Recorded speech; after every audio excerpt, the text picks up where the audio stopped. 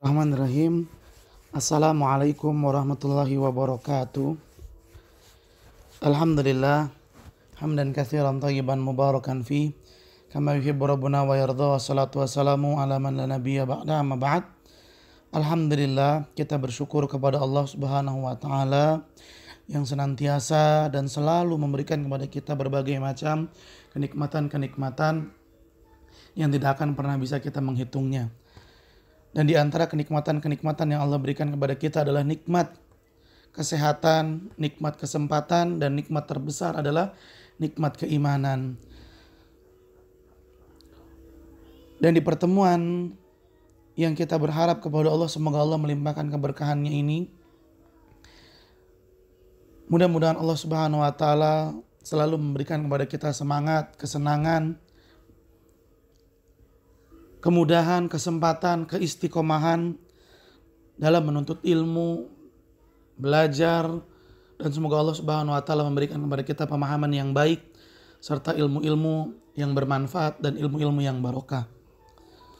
Salawat dan salam semoga senantiasa tercurahkan kepada junjungan kita Nabi yang mulia, Nabi Muhammad sallallahu alaihi wasallam, juga kepada keluarganya, kepada para sahabatnya, dan kepada orang-orang yang senantiasa mengikuti jejak sunnah beliau hingga hari kiamat. Allahumma la sahla illa ma ja'altahu sahla wa anta taj'alul hazana idza syi'ta sahla. Rabbi shrah li sadri wa yassir li amri wahlul 'uqdatam min lisani yafqahu qawli. Rabbana zidna ilman warzuqna fahman. Para siswa SMA Plus Liwaul Furqan, insyaallah pada kesempatan kali ini kita akan membahas bagaimana cara membersihkan najis.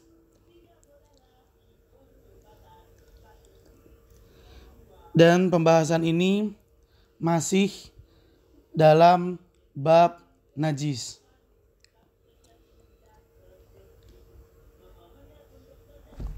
Baik, mari sama-sama kita simak.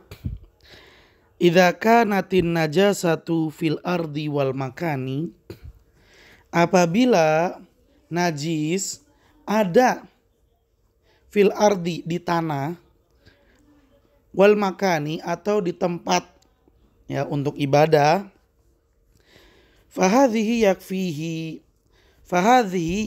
maka membersihkannya itu cukup ya, yakfi fi tathhiriha, maka untuk kondisi ini cukup dalam membersihkannya ghuslatun wahidatun, dengan sekali basuhan.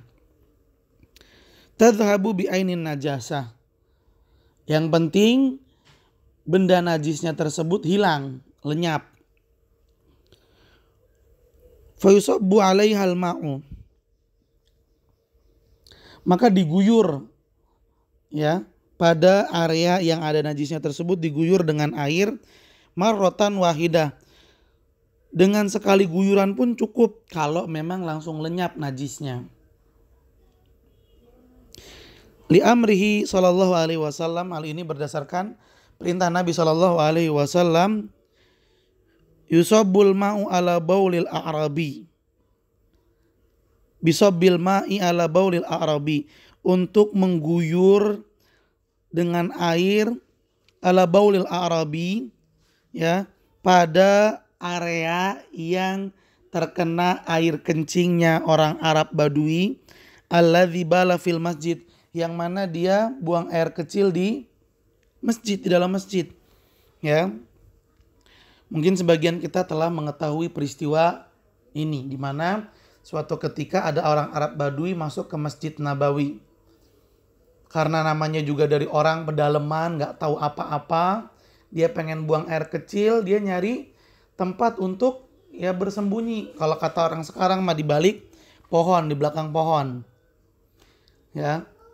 Lalu dia kencing, ternyata di tempat ibadah Masjid Nabawi. Pada saat itu para sahabat pun langsung pada heboh, ada yang sampai ingin membunuhnya.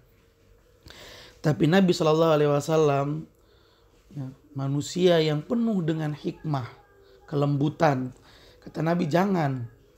Biarin dia selesai dulu. Coba bayangkan kalau dia lagi kencing langsung dihardik, bisa-bisa dia lari sambil kencing sehingga air kencingnya bakalan kemana-mana hingga terkotorilah ya masjid di banyak tempat. Tapi kata Nabi biarin dia kencing di situ. Setelah dia selesai buang air kecil, Nabi minta air kemudian diguyur. Karena pada saat itu kan masjidnya ya, tanah masjidnya itu masih tanah. Nggak seperti sekarang yang udah ada lantainya, ada ubinnya atau tehol pakai keramik. Kalau dulu masih tanah, jadi kalau misalnya disiram airnya langsung nyerap ke bawah. Sama Nabi disiram sekali siraman sampai zat najisnya itu ya, air kencingnya itu hilang. Cuman sekali guyur. Nah, kalau zaman sekarang mungkin tidak bisa, kalau diguyur nanti malah yang ada becek, banjir. Dan ujung-ujungnya air kencingnya malah kemana-mana. Mungkin dengan dipel langsung. Ya, dielap, kemudian ambil lap yang kedua dibersihin seperti itu. Ini dilakukan jika najisnya ada di tanah atau di tempat untuk ibadah.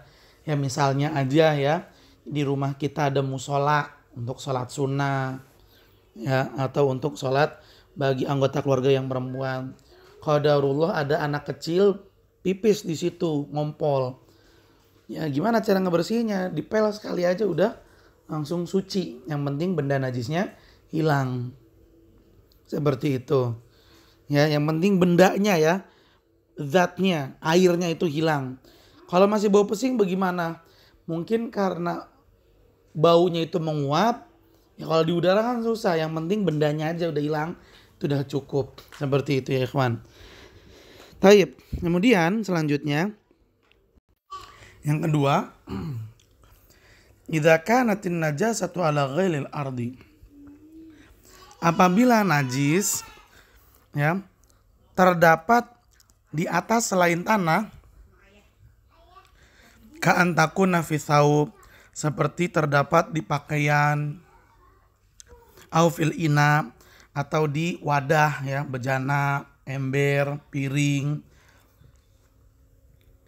Fa in kanat min kalbin, apabila najisnya itu dari anjing, wala gofil ina, yang menjilat wadah atau bejana kayak ember misalnya, baskom, fala budda min ghaslihi, maka harus mencucinya ya, maka membersihkannya itu harus dengan mencucinya seba'al salat, sebanyak 7 kali cucian. Ihdahunna, salah satu cuciannya, kan ada 7 ya, salah satunya bittorab, dicuci dengan tanah. Liqauli sallallahu alaihi wasallam, hal ini berdasarkan sabda Nabi sallallahu alaihi wasallam, idza walagal kalbu fi ina'i ahadikum, apabila seekor anjing menjilat bejana salah seorang dari kalian, falyaghsilhu sab'an, maka hendaklah ia membersihkannya dengan mencucinya 7 kali. Ulahunna biturab, cucian yang pertama dengan tanah. Wa hadzal hukmu amun fil ina'i wa ghairihi. Dan cara mensucikan ini berlaku untuk bejana, wadah, wa ghairihi, dan untuk selainnya, kasiyab, seperti baju, wal firash atau tikar. Benda-benda yang terpisah dari tanah, tidak menempel dengan tanah, kan yang menempel kayak dinding, tembok ya, yang terpisah dengan tanah, maka cara mensucikannya dengan 7 kali, salah satunya dengan ya, salah satu cuciannya dengan tanah.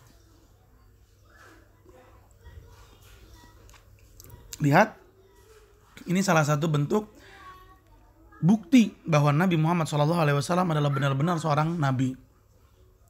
Karena beliau bukanlah orang yang karena beliau bukanlah orang yang bisa membaca dan menulis. Lantas dari mana beliau mendapatkan ilmu yang luar biasa ini? Di mana zaman sekarang telah dibuktikan oleh para ilmuwan bahwa air liur anjing itu ada bakteri atau kuman yang gak bakalan hilang dengan apapun kecuali dengan tanah. Sekalipun dicuci pakai sabun, gak bakalan hilang. Lihat, tidak mungkin berita ini, ilmu ini diketahui oleh seseorang di zaman saat itu, 1400 tahun yang lalu, sedangkan alat-alat canggih belum ditemukan pada saat itu. Tidak mungkin berita ini diketahui oleh seseorang pada saat itu kecuali datangnya dari Allah Subhanahu wa Ta'ala, dari wahyu. Ini salah satu bukti kenabiannya Nabi Muhammad Sallallahu Alaihi Wasallam.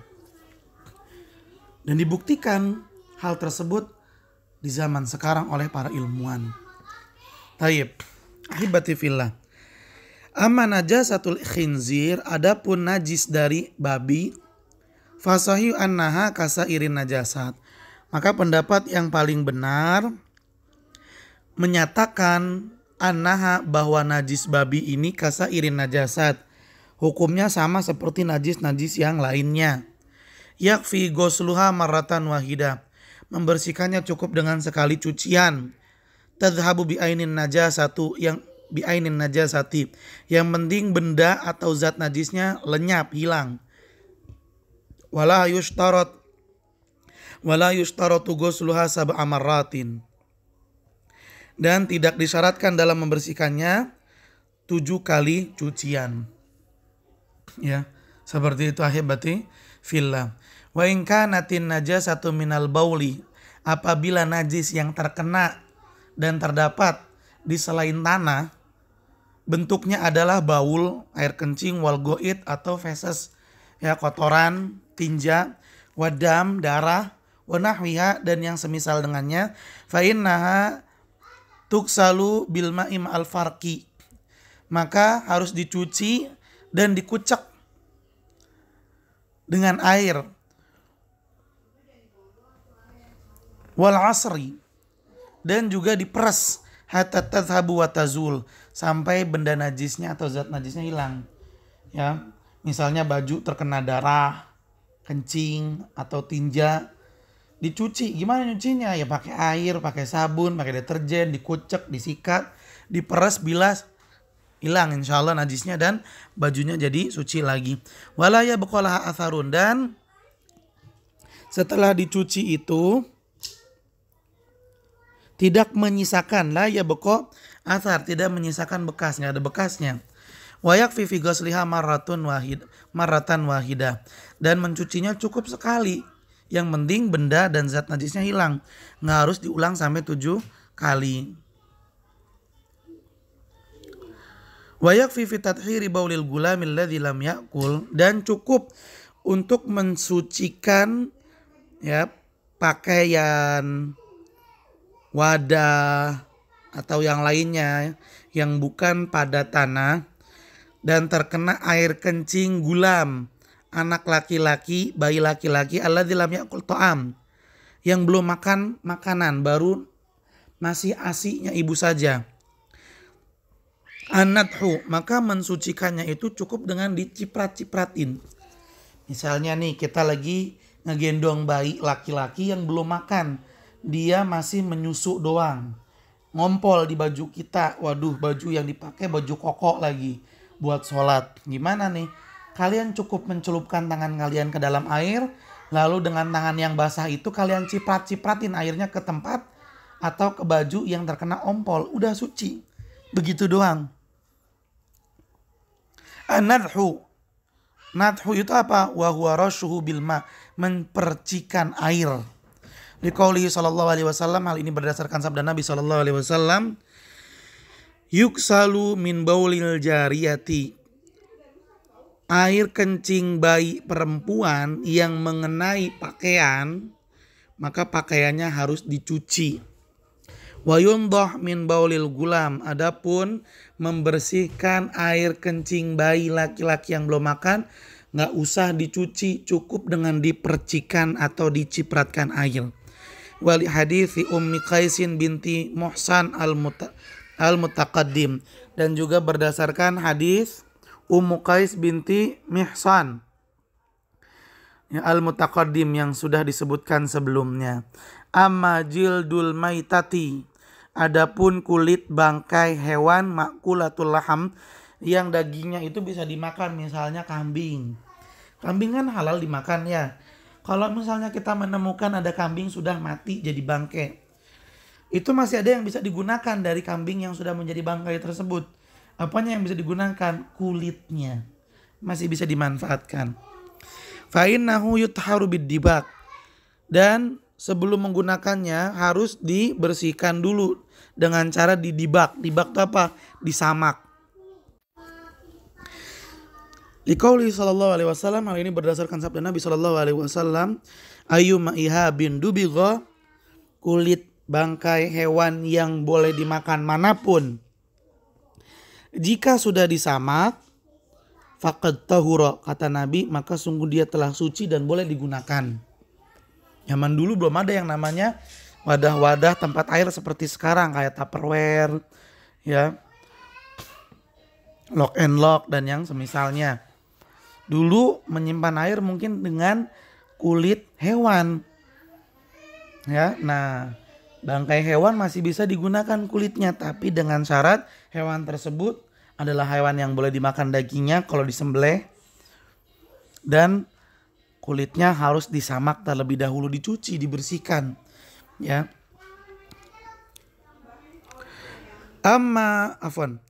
Wadamul haidi, dan darah haid, taksilul mar'atu min thawbiha bil ma, perempuan yang pakaiannya terkena darah haid maka dicuci pakaiannya dengan air. Tsumma tamdohuhu, lalu dia basuh lagi, dia bilas. Tsumma tusalli fihi, setelah itu boleh digunakan untuk sholat. Intinya dicuci, ya, dicuci pakai air, dikucek, lalu dibilas, dijemur hingga benda najisnya hilang, darah haidnya. Maka dengan demikian pakaiannya telah suci lagi dan boleh digunakan untuk sholat. Fa'alal muslimi ayyahtam bittahara, hendaklah setiap orang Islam memperhatikan kesucian, minan najasat, dari najis-najis, fi badanihi, ya, pada badannya, wa makanihi, pada tempat ibadahnya, wa thawbihi, dan pakaiannya, alladzi yusalli fihi, yang digunakan untuk sholat. Li'annaha, karena yang namanya kesucian itu syartun, adalah syarat lisihati salat, syarat sahnya salat. Alhamdulillah, ahibati fillah, para siswa SMA Plus Liwal Furqan, dengan demikian bab najis telah selesai. Mari kita lanjutkan ke yang berikutnya, yaitu bab tentang haid dan nifas. Bab haid dan nifas. Mari kita simak. Al-babul ashiru, bab ke-10, fil haidi wan nifas, ya, haid dan nifas, wa fihi masail, dan dalam bab ini ada beberapa permasalahan. Al-haidu lugatan, haid secara bahasa, haid artinya secara bahasa as-sailan, artinya mengalir. Wa syar'an, sedangkan secara syar'i, damun tabi'atun wajibillatun, darah alami dan darah tabiat. Yakhruju min qa'rir rahmi, yang keluar dari dasar rahim. Fi awqatin ma'lumatin, pada waktu-waktu tertentu. Hala sihatil mar'ah, ketika perempuan dalam keadaan sehat. Min ghairi sababil wiladah, dan keluarnya darah haid ini tidak disebabkan oleh persalinan, ya, oleh melahirkan. Karena kalau habis melahirkan perempuan tuh ngeluarin darah. Nah, darah yang keluar itu namanya bukan darah haid. Darah haid itu darah yang rutin keluar setiap bulan pada waktu tertentu, dan keluarnya dalam keadaan perempuan sehat walafiat. Ya, jelas ya. Jadi darah ini keluarnya pada waktu tertentu bukan karena habis lahiran, dan dalam keadaan perempuan sehat walafiat. Itu darah haid. Wan nifas, sedangkan nifas, damun yakhruju minal mar'ah, adalah darah yang keluar dari seorang perempuan indal wiladah, setelah melahirkan atau ketika melahirkan dan setelahnya. Al-mas'alatul ula, permasalahan yang pertama, bidayatu waqtil haidi wa nihayatihi, permulaan dan akhir waktu haid. Kapan perempuan haid, usia berapa, dan kapan perempuan gak haid lagi, usia berapa, itu maksudnya. La haidha qabla tamami tis'i sinina, tidak ada haid sebelum perempuan menginjak usia 9 tahun. Sebelum perempuan sampai di usia 9 tahun itu tidak akan haid. Li'annahu lam yathbut fil wujud, karena belum ada riwayat, lam yathbut, belum ada riwayat kabar yang sahih di dunia ini, fil wujud, adanya seorang perempuan, wujud limra'atin, adanya seorang perempuan, haidin, yang haid qabla dzalik, sebelum 9 tahun. Belum ada kabar terdengar seperti itu. Wa qad ruwiya an Aisyah radhiyallahu anha, dan diriwayatkan dari Aisyah radhiyallahu anha, annaha qalat, sesungguhnya dia berkata, idza balagatil jariyatu tis'a sinin, apabila anak perempuan balagot, telah sampai tis'a sinin, 9 tahun, fahiya mar'ah, maka dia telah menjadi wanita dewasa. Lihat, kata Aisyah radhiyallahu anha, anak perempuan kalau udah nginjek usia 9 tahun dia udah dewasa. Ya, dia sudah dewasa. Dan di antara kedewasaannya perempuan adalah salah satunya ditandai dengan keluarnya darah haid. Wala haidha ba'da khamsina sanah, dan tidak ada haid lagi setelah 50 tahun. Fil ghalib, ya, pada umumnya, ala sahih, dan ini menurut pendapat yang benar. Wa qad ruwiya an Aisyah radhiyallahu anha, dan telah diriwayatkan dari Aisyah radhiyallahu anha, annaha qalat, bahwasannya ia berkata, idza balagatil mar'atu khamsina sanah, apabila seorang perempuan telah mencapai usia 50 tahun, kharajat min hadil haid, maka dia telah keluar dari batas haid. Dia sudah selesai dari haidnya. Ya. Jadi pada pembahasan yang pertama ini, ya, kita diberitahu bahwa 9 tahun adalah usia pertama kali haid dan 50 tahun adalah usia terakhir haid. Al-mas'alatu tsaniyah, permasalahan yang kedua, aqallu muddatil haidi wa aktsaruha, batas minimal dan maksimal haid. Batas minimal, ya, dan maksimal haid.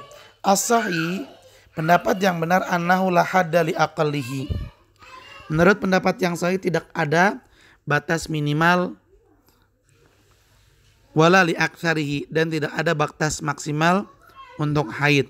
Wa innama yurja'u fihi, akan tetapi hal ini dikembalikan ilal adati wal uruf, dikembalikan kepada adat dan kebiasaan. Ya, berapa lama, maksudnya apakah 10 hari kalau lagi haid, ya, maksimal 20 hari, atau paling cepat haid itu cuma 3 hari. Ini dikembalikan ke umumnya, ya, wanita haid pada masyarakat tertentu umumnya berapa lama itu dikembalikan ke sana. Al-mas'alatu tsalitsatu, permasalahan yang ketiga, ghalibul haid, umumnya waktu haid. Wa ghalibuhu sittun aw sab'un, pada umumnya haid itu berlangsung selama 6 atau 7 hari. Liqaulihi sallallahu alaihi wasallam, hal ini berdasarkan sabda Nabi sallallahu alaihi wasallam, li Hamnah binti Jahsyin, kepada seorang perempuan bernama Hamnah binti Jahsyin, tahayyadi fi ilmillahi sittata ayamin, jadikanlah dirimu berstatus haid, tahayyadi, jadikanlah dirimu berstatus haid, fi ilmillah, dalam ilmu Allah, sesuai dengan ilmu Allah, sittata ayamin, selama 6 hari, au sab'atan, atau selama 7 hari. Tsummaktasili, kemudian setelah itu mandilah. Wasolli, dan salatlah. Arba'atan wa isrina yauman, selama 24 hari. Aw thalathatan wa isrina yauman, atau selama 23 hari. Kama yahidun nisa, sebagaimana umumnya para perempuan haid. Wayadkhurna, dan mereka suci lagi. Limiqati haidihinna, berdasarkan waktu haid mereka. Watuhrihinna, dan waktu suci mereka. Baik, lihat Nabi SAW sangat jelas sekali menjelaskannya. Kata Nabi kepada seorang perempuan, haidlah kamu 6 hari atau 7 hari. Dan kalau udah selesai, sholatlah 24 atau 23. Kalau bulan dihitung 30 hari, jika perempuan haid 6 hari, berarti dia bisa sholat selama 24 hari. Kalau dia haid 7 hari, maka dia bisa sholat selama 23 hari. Begitu maksudnya. Baik, kita lanjutkan. Al-mas'alatur rabi'ah, permasalahan yang keempat. Ma yuhramu bil haidi wan nisa, hal-hal yang diharamkan akibat haid dan nifas. Yuhramu bisababil haidi wan nifas, diharamkan akibat haid dan nifas umur. Hal-hal berikut ini. Yang pertama, al-wat'u, berhubungan badan, fil farji, pada kemaluan. Liqaulihi ta'ala, berdasarkan firman Allah Subhanahu wa taala, fa'tazilun nisa. Karena itu jauhilah. Maksudnya jangan berhubungan intim dengan istri. Jauhilah istri-istri, fa'tazilun nisa, jauhilah istri-istri, fil haid, pada waktu haidnya. Wala taqrabuhunna, dan jangan kalian mendekati mereka, maksudnya jangan menggaulinya, hatta yathurna, sampai mereka suci. Faqala Nabi sallallahu alaihi wasallam, Nabi sallallahu alaihi wasallam bersabda, hina nazalat, ketika turun ayat ini, isna'u kulla syai'in, lakukanlah segala sesuatu yang kalian ingin lakukan bersama istri kalian, illa nikah, kecuali berhubungan badan. Kecuali berhubungan badan, itu enggak boleh. Jadi ya, Nabi sallallahu alaihi wasallam merinci lagi hukum yang diturunkan oleh ayat 222 surat Al-Baqarah. Kata Nabi, kalau perempuan istri sedang haid, lakukan apa saja yang mau dilakukan, boleh, yang penting jangan berhubungan badan. Seperti itu. Tayyib. Atsani, yang kedua, hal yang diharamkan karena haid dan nifas adalah at-talaq, tidak boleh diceraikan. Liqaulihi ta'ala, berdasarkan firman Allah Subhanahu wa taala, fatalliquhunna liiddatihinna, maka hendaklah kalian jika ingin menceraikan istri-istri kalian, ya, ceraikanlah mereka liiddatihinna, pada waktu mereka dalam keadaan suci. Dalam keadaan suci. Wa qaulu sallallahu alaihi wasallam li Umar, dan juga berdasarkan sabda Nabi sallallahu alaihi wasallam kepada Umar, lamma talaqa ibnuhu Abdullahi imra'atahu, ketika anaknya Umar yang bernama Abdullah menceraikan istrinya fil haid, padahal istrinya dalam keadaan haid. Kata Nabi, murhu, wahai Umar, perintahkanlah anakmu fal yuraji'ha, untuk merujuk, ya, balikan dulu sama istrinya.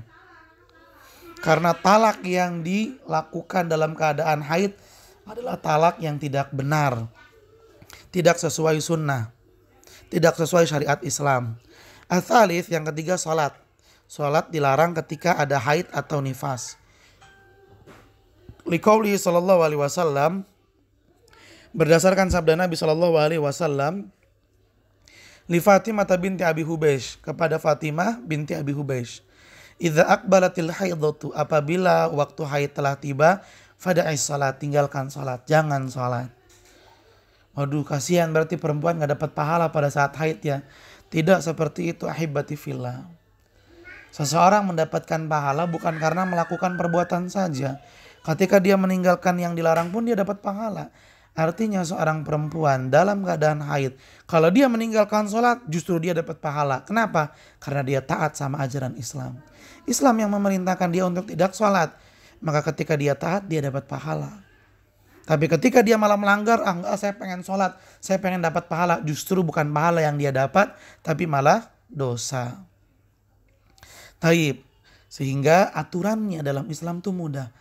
Amalkan perintah, tinggalkan larangan, dapat pahala. Arabi yang keempat, as-saum, berpuasa.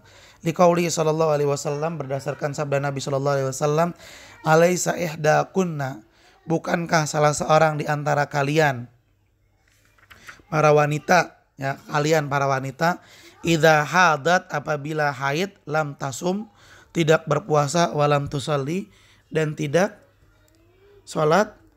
Kulna bala, para perempuan pun berkata iya benar. Ya, ini hadis menunjukkan tentang bahwa perempuan itu ada kekurangannya dibandingkan dengan laki-laki. Apa kekurangannya? Yaitu kekurangannya ketika haid, di mana dia tidak bisa menegakkan sholat dan tidak melaksanakan puasa, tapi dia tetap dapat pahala. Taib. Al-khamis yang kelima, at-tawaf, mengelilingi Ka'bah untuk tawaf. Liqauli sallallahu alaihi wasallam, hal ini berdasarkan sabda Nabi sallallahu alaihi wasallam di Aisyah radhiyallahu anha, kepada Aisyah radhiyallahu anha, lamma hadat, ketika Aisyah haid, if ali ma yaf'alul hajju, lakukanlah apa yang dilakukan oleh para haji. Jadi pada saat itu Aisyah sedang haji, sama Nabi diperintahkan untuk melakukan manasik haji. Apa-apa yang dilakukan oleh orang-orang yang haji, lakukan juga. Ghaira alla tatufi, hanya saja jangan tawaf bil baiti, di Ka'bah, hatta tathuri, sampai kamu suci. Jadi wanita yang sedang haji boleh melakukan manasik haji apapun. Ya, amalan haji apapun boleh dilaksanakan, ya sa'i, ya wukuf, lempar jumroh boleh. Tapi untuk tawaf jangan dulu sampai dia suci. As-sadis yang keenam, qiraatul Quran, membaca Al-Quran.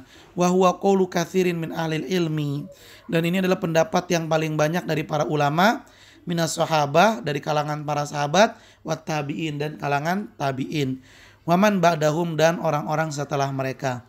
Lakin idhah tajat ilal qiraah, akan tetapi jika seorang perempuan yang haid atau nifas butuh untuk baca Quran, kan tahtaju ila murajaah mahfudhiha, seperti dia butuh untuk memurojaah hafalan Qur'annya, hatta la yunsa, agar dia tidak lupa, au ta'limil banat, atau karena dia ini seorang guru agama yang ngajarin Quran fil madaris, di sekolah-sekolah, au qiraatu wirdiha, atau dia pengen baca zikir, di mana zikir-zikir itu kebanyakan sumbernya dari Al-Qur'an, jazalah hadzalik, maka hal itu boleh. Wa in lam tahtaj fala taqra, tapi kalau dia lagi enggak butuh, enggak ada ya kebutuhan, fala taqra, maka jangan baca. Kama qala bihi ba'du ahli ilmi, sebagaimana sebagian ulama menyatakan hal tersebut. Jadi di poin ke-6 ini secara rinci, ahibati fillah, perempuan yang haid dan nifas, dia enggak boleh baca Quran kecuali ada kebutuhan. Apa kebutuhannya? Satu, kalau dia ini penghafal Quran. Kalau dia enggak murojaah takut hilang hafalannya, maka dia boleh baca Quran. Dua, ternyata dia ini guru agama yang ngajarin Quran. Kan kalau dia haid gak mungkin dia cuti haid. Tadi yang ada tiap bulan dia gak masuk-masuk. Tetap dia ajarin, dia boleh ngajarin Quran. Yang penting jangan megang Quran. Kemudian yang ketiga adalah dia pengen zikir pagi petang, misalnya aja ya, zikir pagi petang kan di antaranya ayat-ayat suci Al-Quran, maka itu boleh. Dalam keadaan yang membutuhkan untuk baca Quran, dia boleh untuk membacanya. Tapi kalau tidak ada kebutuhan, maka dia tidak boleh membacanya, begitu. Kemudian yang ketujuh, masul mushaf, memegang Al-Quran, ini tidak boleh. Liqauli ta'ala, berdasarkan sabda Nabi, berdasarkan firman Allah Subhanahu wa ta'ala, la yamassuhu illal mutahharun. Allah berfirman, tidak ada yang menyentuh Al-Quran kecuali dalam keadaan suci. As-samin yang ke-8, dukhulul masjid, masuk masjid, wal lubthu fihi, lalu diam di dalam masjid. Ya. Liqauli sallallahu alaihi wasallam, hal ini berdasarkan sabda Nabi sallallahu alaihi wasallam, la uhillul masjida li junubin, saya tidak menghalalkan, tidak membolehkan masjid ini untuk disinggahi, didiami, li junubin, oleh orang-orang yang dalam keadaan junub. Wala haidin, dan juga perempuan yang dalam keadaan haid, enggak boleh diam di dalam masjid, kata Nabi sallallahu alaihi wasallam. Wali annahu sallallahu alaihi wasallam, dan karena Nabi sallallahu alaihi wasallam kana yudni ra'sahu li Aisyah. Dahulu Nabi sallallahu alaihi wasallam menjulurkan, mencondongkan kepalanya kepada Aisyah radhiyallahu anha.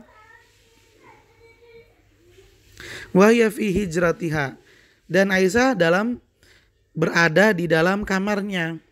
Fatarajjaluhu wa hiya haid.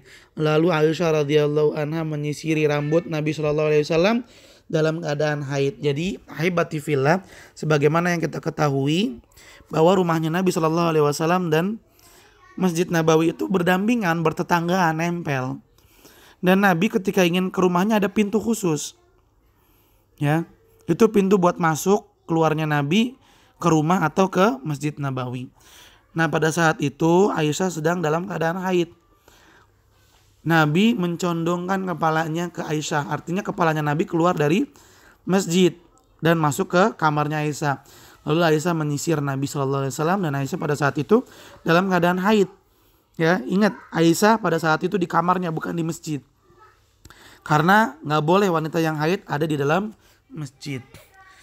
Wa huwa hina idzin mujawirun fil masjid. Dan pada saat itu Nabi sedang itikaf di dalam masjid. Nabi itikaf di dalam masjid. Terus Nabi nongol ke Aisyah, yang pada saat itu Aisyah sedang di dalam kamarnya. Lalu sama Aisyah disisirin. Wa kadza yahrumu 'alaihal mururu fil masjid. Dan begitu pula diharamkan, tidak boleh seorang wanita yang sedang haid atau nifas untuk melewati di dalam masjid, lewat di dalam masjid. In khafat talwithuhu, kalau dia takut atau khawatir akan mengkotori najis dengan darah haid. Mengkotori masjid, mengkotori ya masjid dengan darah haid. Takut nanti darahnya netes-netesan misalnya. Siapa yang takut seperti itu, tembus misalnya sehingga nanti nempel sama karpet masjid atau mengalir jatuh tetesannya ke masjid, haram baginya untuk melewat di dalam masjid. Fa'in aminat talwithu, tapi kalau dia merasa aman, nggak bakalan netes, aman. Fa'in aminat talwithu lam yahrum, maka dia boleh untuk lewat di dalam masjid. Ahibati fillah, para siswa SMP, SMA Lewaul Furqan, para siswa SMA Plus Lewaul Furqan, mungkin sampai di sini perjumpaan kita. Insyaallah pembahasan tentang permasalahan yang kelima akan kita lanjutkan di pertemuan yang berikutnya. Mudah-mudahan apa yang kita bahas bisa mendatangkan manfaat, berkah, serta menjadikan kita semakin berilmu dalam Islam dan semakin dekat kepada Allah, sehingga Allah semakin ridho kepada kita. Terima kasih banyak atas perhatiannya. Mohon maaf apabila ada kekurangan. Mari kita tutup dengan membaca doa kafaratul majlis. Subhanaka Allahumma wa bihamdika asyhadu alla ilaha illa anta astaghfiruka wa atubu ilaik. Billahi taufiq wal hidayah. Assalamualaikum warahmatullahi wabarakatuh.